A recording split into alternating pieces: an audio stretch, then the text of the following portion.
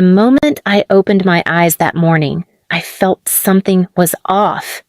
The air was cold, not just physically, but emotionally, like the stillness before a disaster. I reached up, scratching my scalp. And then I froze. There was no hair. Just patches, uneven, jagged, bare. My fingers slid across the raw, exposed skin of my scalp where hair had once been. A scream tore from my throat before I could process it.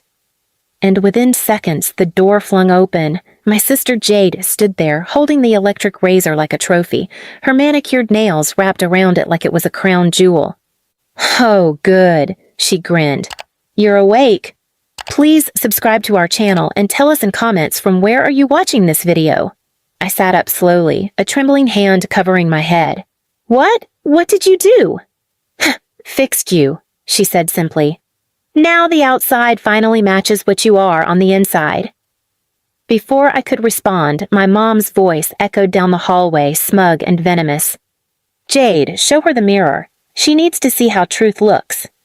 Jade strolled over, holding out her phone, screen flipped to selfie mode. I looked and gasped. Huge chunks of my thick, black hair were gone one side of my head, nearly bald, the other uneven and choppy like a child had hacked at it. My forehead had a faint smudge of marker across it, where Jade had written the word useless before smearing it in laughter. Tears welled up in my eyes, but I didn't let them fall. I wouldn't, not in front of her. "What is wrong with you?" I whispered. Jade rolled her eyes. "You're so dramatic. It's just hair. Honestly, you should be thanking me. Now you finally look like what you are, a joke." That's when my mother walked into the room, sipping her morning tea. She looked at me, paused, and smiled cruelly. "Well," she said, placing her cup down, "maybe now the neighbors will stop asking why you still live in our house. No ambition, no job, no prospects. At least now your hair won't lie about who you are." Jade snorted with laughter. I sat there frozen, humiliated, raw, exposed in every way, but they didn't stop. "Oh, and I threw away your little job interview dress," Jade added. "Didn't want you showing up pretending to be someone you're not." I couldn't breathe. That dress was all I had prepared for a potential receptionist job I was going to walk to that day. It wasn't much, but it was something. "You're disgusting," I choked out. My mom leaned down, lips curled with mock pity. "Don't be so sensitive, Mallory. Some girls are meant to shine, some are meant to sit quietly and clap." I got out of bed, pushing past them both. My legs trembled as I made it to the bathroom. I locked the door and collapsed onto the tile floor. For a moment, I just sat there, staring at the girl in the mirror, the girl they had butchered and laughed at. And then something changed. A switch flipped. I didn't cry. I didn't scream again. I stood up. I turned on the sink, washed the word off my forehead, and stared at myself until the hatred in their voices faded from memory. They thought they broke me. They thought cutting my hair would erase my identity. But in that moment, I felt something I hadn't felt in years. Clarity. And it wasn't just about revenge. It was about reclaiming the person they spent years tearing down, year after year, insult after insult. I wrapped a scarf around my head, not to hide but to hold in what little warmth I had left. That day, I didn't go to the interview. I walked into a salon and asked them to shave it all off clean. The stylist paused. "Are you sure?" "Yes," I whispered. "Make it neat, but leave a streak something bold." It was the first decision I'd made that my mother and sister didn't control. And it felt powerful. When I walked out of that salon, people stared. I didn't care. Because I wasn't hiding anymore. I wasn't begging to be loved by people who only saw me as a punching bag. I walked to a library next, printed 3 resumes, borrowed a laptop, and started applying to jobs they didn't think I'd ever qualify for. That night, I didn't go home. I slept in a shelter 3 towns away, silent, small, scared, but free. And while my sister posted selfies mocking me, and my mother spread whispers to neighbors about how I'd lost my mind, I was building something. something they would never see coming. And when it came, it would be louder than any of their cruel laughter. The first few weeks were rough. The shelter didn't ask questions, just handed me a thin blanket and a rollaway cot in the back room. The women there were quiet, tired, kind in the way people are when they've seen too much and still offer you a piece of their bread. I didn't speak much. I kept my head low, hoodie up, and my resume in a manila folder that I carried like it was worth more than gold. Every day I walked, library, cafe, grocery stores. I applied everywhere. Most turned me down without even a second glance. I didn't look right to them with my shaved head and thrift store shoes. Until I met Claire. She owned a second-hand bookstore tucked into a corner near the old train station. I was applying for a cashier job, fumbling my words when she looked up from her desk and tilted her head. "You read?" I blinked. Yeah, a lot. "What's your favorite?" I paused. "Toni Morrison, The Bluest Eye." She smiled. "Mine too." That was it. She hired me that afternoon. The pay was low, but the shop was warm. Claire didn't ask about the hair, or why my voice trembled when someone raised theirs nearby. She just handed me the keys when she left each evening and said, "Lock up after the last customer and leave the lights low, makes the pages glow." Those little words were more kindness than I'd heard in years.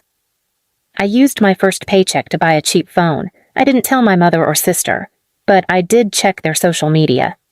And what I saw made me clench my jaw. Jade was going viral not for modeling or anything noble, but for mocking me. She posted TikToks reenacting the haircut night with captions like, "When your sister's life is already trash, so you just take out the garbage." One video had over 200K views. Strangers laughed in the comments. "She deserved it. Who even sleeps that deep? Girl just gave her a free glow down." "And my mom?" She commented under it.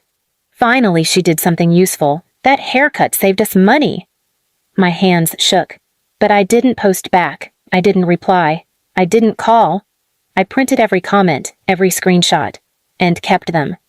Because I had a new plan now.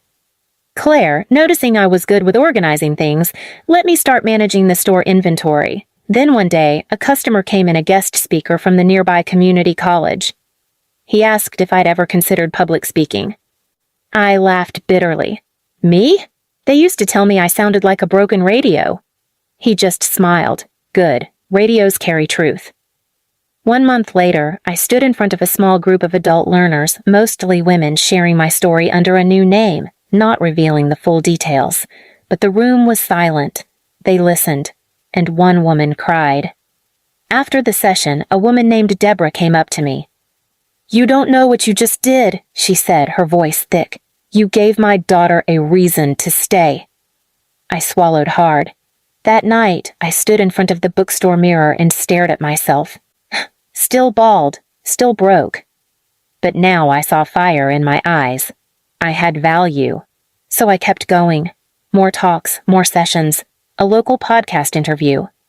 I even got invited to a panel on emotional abuse survivors. I almost didn't go until I saw the guest list. My sister was listed as a family empowerment coach for a new wellness brand trying to market its beauty line. I nearly laughed. It was all fake. She'd stolen my story, my look, the aesthetic of cut hair and confidence. But she didn't know one thing. I'd been documenting everything. And I was no longer afraid of standing in the light. I didn't want revenge that went viral. I wanted revenge that made them look at themselves and choke. And I finally had the stage to do it. The conference hall buzzed with forced laughter, synthetic compliments, and the smell of luxury skincare. Booths were lined with glowing photos of empowered women, all airbrushed into the same cold, perfect image. But I didn't walk in wearing that. I wore my truth. No wig, just my regrown, choppy hair slicked back. No glam makeup, just light concealer under the eyes and a calmness I hadn't owned before. When I stepped onto the stage, I could feel it, that breathless hush. I was slotted just before the final inspirational speaker, my sister Jade. I stood at the podium. The lights were warm on my face. and the crowd expected a soft, motivational talk, a story about surviving hardship with grace. But grace was never what saved me. I used to be told I looked like trash, I began. My family made me kneel on the floor and scrub their shoes with my own shirt. They said it made me finally look like what I was. A few people shifted in their seats. I scanned the front row.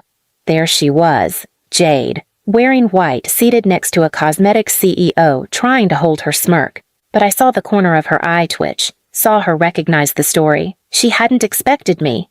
I continued. I was told I had no worth, no value, that I was a leech because I couldn't afford what they had. My mother laughed while my sister cut off my hair as I slept, and screamed uselessness into my ear as the blade nicked skin. Gasps. The host stepped halfway out of her chair. I held up the screenshots printed large behind me on the projector. The TikToks, the comments, my mother's reply. Oh, and this, I said, tapping the screen. This is the same woman who now claims to be a family empowerment expert. She's here today. Her name is Jade. Maybe she'd like to explain how abuse becomes marketable when the victim finally disappears. A woman in the crowd stood up, the podcast host who had invited me. Her voice was cold. Is this true? Jade stood slowly, her face drained of all color. That was years ago. She's just bitter. You don't know what she was like back then. No, I interrupted. But I know what you were like, because I lived it. I scrubbed your floor while you filmed yourself. I starved while you ordered steak for your dog.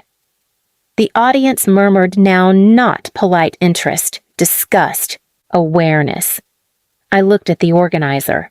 You invited me to speak about healing, but healing doesn't mean forgetting. It means naming it, owning it, and letting the ones who hurt you watch you walk out without looking back. I paused. And that's exactly what I'm going to do. I stepped off the stage. Security ushered Jade out through a side exit, not arrested, not punished legally, but ruined in the one place she cared about, her curated social persona, her brand, her spotlight. It flickered out that day. Her sponsor dropped her, her coaching business collapsed, and the comments turned. Why didn't we know? That wasn't empowerment, that was performance. You humiliated your sister and called it healing? She tried to claw back her image, new videos, fake apologies, but they didn't stick. Because I never responded. I didn't need to. I had already opened my own space, a quiet reading room where survivors of abuse could come in, drink tea, and exist without shame. I called it Chapter 1. And on the wall hung a framed photo. Me that night on the stage, mid-sentence, unapologetic, unbroken. I never took it down. And every time a girl walks in with tears in her eyes and jagged hair under a hood, I say, you're not trash. You're just the part of the story they didn't want written. And I mean it. Because I lived it. And I turned their pride into dust, one truth at a time. Please subscribe to our channel and tell us in comments from where are you watching